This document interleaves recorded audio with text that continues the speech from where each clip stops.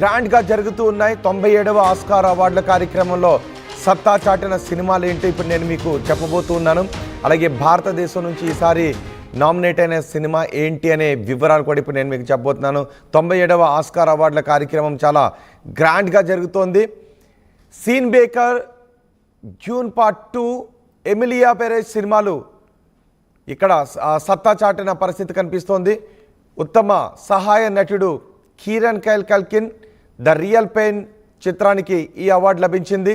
ఉత్తమ సహాయ నటి Zoe Saldana, Emilia Perez best screenplay Anora చిత్రానికి వచ్చింది. Best adapted screenplay Peter Straughan, ఉత్తమ costumes design Wicked Paul Tazewell. So ఈ 97వ ఆస్కార్ అవార్డుల కార్యక్రమం అంగరంగ వైభవంగా జరుగుతోంది. నిజానికి సినీ ప్రపంచంలో ఏ సినిమా ఎన్ని కలెక్షన్స్ సాధించినా, ఎంత హిట్ కొట్టినా ఆస్కార్ అవార్డు లభించింది అంటే ఆ సినిమా రేంజే వేరు, ఆ నటుడి రేంజే వేరు, ఆ టెక్నీషియన్ రేంజే వేరు, ఆ దర్శకుడి రేంజే వేరు. సో ప్రపంచం ఆస్కార్ అవార్డు పొందిన విజేత గురించి మాట్లాడుకుంటూ ఉంటుంది. సినీ ప్రపంచం ఆస్కార్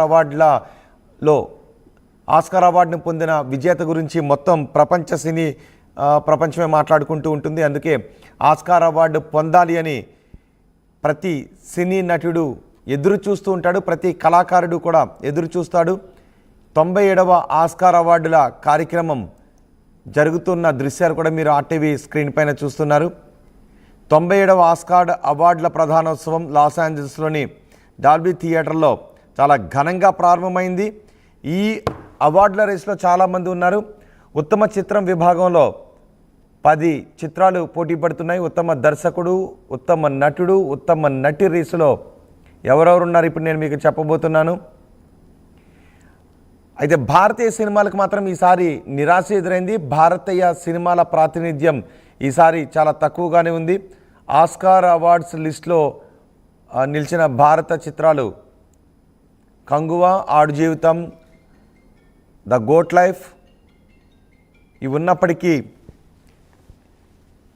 నామినేషన్స్లో మాత్రం చోటు సంపాదించుకోలేకపోయాయి. అనుజ మాత్రమే భారతదేశం నుంచి రేస్లో ఉంది, కానీ రేస్లో ఉన్నప్పటికీ అవార్డును దక్కించుకోవడంలో మాత్రం విఫలమైంది. ప్రియాంక చోప్రా, గునీత్ మోంగా నిర్మించిన షార్ట్ ఫిల్మ్ ఇది.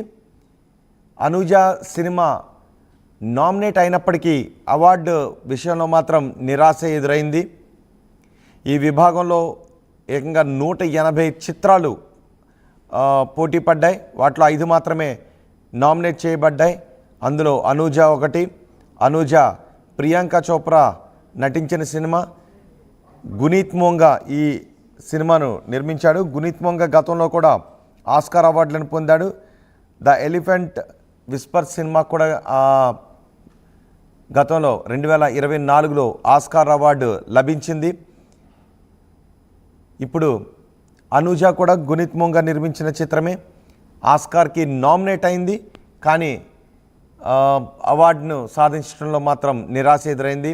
ఈసారి 2025 ఆస్కార్ అవార్డ్స్లో భారత సినిమా నిరాశపరిచింది. మనం గత అవార్డులో చూసాం, భారత సినిమాలు ఆస్కార్ అవార్డులను సొంతం చేసుకున్న సందర్భాల్లో మొత్తం భారత సినీ పరిశ్రమ ఆనందాన్ని వ్యక్తం చేసింది. నాటు నాటు సాంగ్ కూడా మనం ఆస్కార్ అవార్డుని గెలుచుకున్నప్పుడు తెలుగు సినీ పరిశ్రమ ప్రపంచ స్థాయికి ఎదిగింది అంటూ ఎంతో ఆనందాన్ని వ్యక్తం చేశాం. కానీ ఈసారి మాత్రం ఆస్కార్ రేస్లో భారత సినిమాలు నిరాశపరిచాయి. అసలు నామినేషన్కి పోటీ పడ్డ సినిమాలు చాలా తక్కువగా ఉన్నాయి. కేవలం ఆస్కార్ అవార్డ్స్లో నామినేట్ అయిన సినిమా అనుజ మాత్రమే.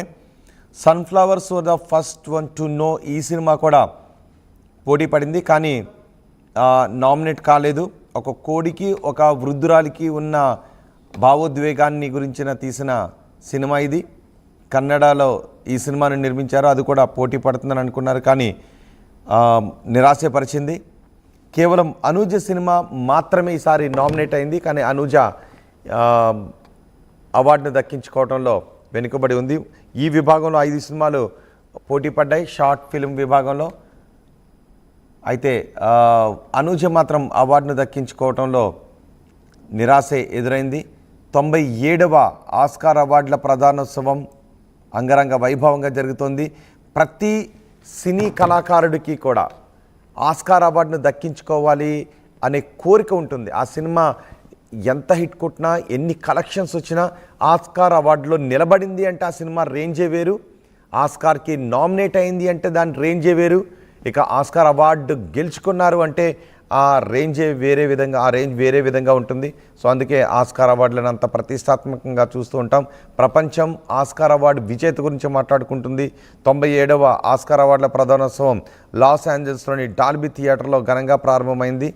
ఈ అవార్డులకు సంబంధించి చాలామంది రేస్లో ఉన్నారు, కానీ భారత సినిమా మాత్రం ఈసారి నిరాశపరిచింది.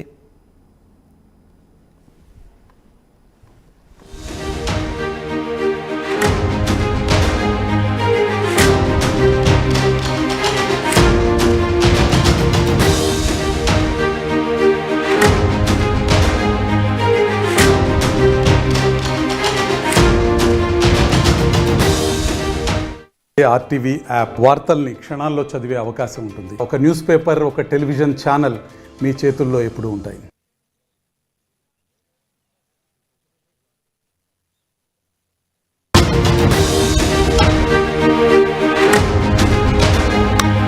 బ్రేకింగ్ న్యూస్, ఆస్కార్ అవార్డులకు సంబంధించిన బ్రేకింగ్ న్యూస్.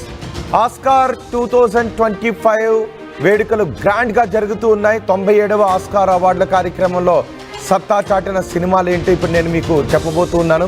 అలాగే భారతదేశం నుంచి ఈసారి నామినేట్ అయిన సినిమా ఏంటి అనే వివరాలు కూడా ఇప్పుడు నేను మీకు చెప్పబోతున్నాను. 97వ ఆస్కార్ అవార్డుల కార్యక్రమం చాలా గ్రాండ్గా జరుగుతోంది. Sean Baker, Dune Part 2, Emilia Perez సినిమాలు ఇక్కడ సత్తా చాటిన పరిస్థితి కనిపిస్తోంది. ఉత్తమ సహాయ నటుడు Kieran Culkin the real pain చిత్రానికి ఈ అవార్డు లభించింది. ఉత్తమ సహాయ నటి Zoe Saldana, Emilia Perez best screenplay Anora చిత్రానికి వచ్చింది.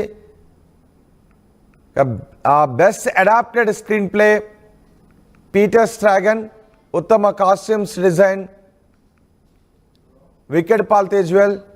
సో ఈ 97వ ఆస్కార్ అవార్డుల కార్యక్రమం అంగరంగ వైభవంగా జరుగుతోంది. నిజానికి సినీ ప్రపంచంలో ఏ సినిమా ఎన్ని కలెక్షన్స్ సాధించినా, ఎంత హిట్ కొట్టినా ఆస్కార్ అవార్డు లభించింది అంటే ఆ సినిమా రేంజే వేరు, ఆ నటుడి రేంజే వేరు, ఆ టెక్నీషియన్ రేంజే వేరు, ఆ దర్శకుడి రేంజే వేరు.